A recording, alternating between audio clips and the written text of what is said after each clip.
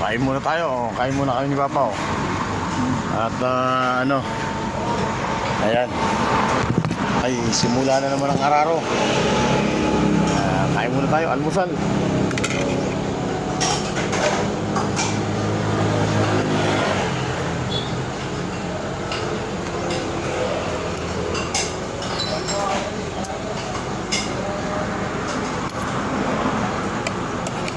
Sabi ko, Kitina, huwag mo nang problemahin yung baboy. Kasi... Pag may pera ko, bayaran ko. Hindi, isa lang naman yun. Oo, di baling ikaw ang madaya, huwag ka mandaya. Sila, tik ko, matanda, kinita, ginauli. Kaya muna ka ako, kasi nakalagpas na eh. Ay, ngayon. Salahanan ko, talaga. Tulog naman siya noon. Huwag ka na magsisi kasi nakalagpas na, lumagpas na, wala na. Next time, aral na yan. Oo ah. Kasul ko kung ako. Hindi magpinilang yung kargada, ginauli.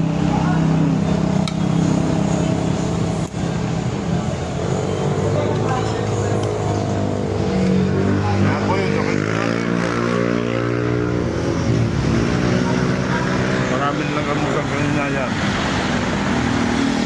Nasa 20 minu kami, 20 minu. Kaninang umaga, takbo ka sa amin, yan. Puno na ng ng customer, kaya ngayon nakapag-almusal na kami. Yan. Samahan nyo kami kumain.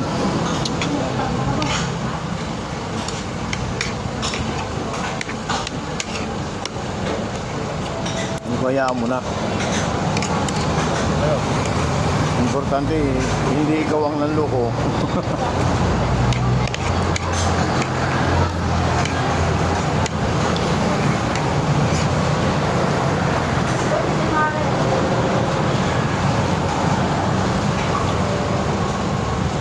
Tabakain na ako, may magtatatag hapon.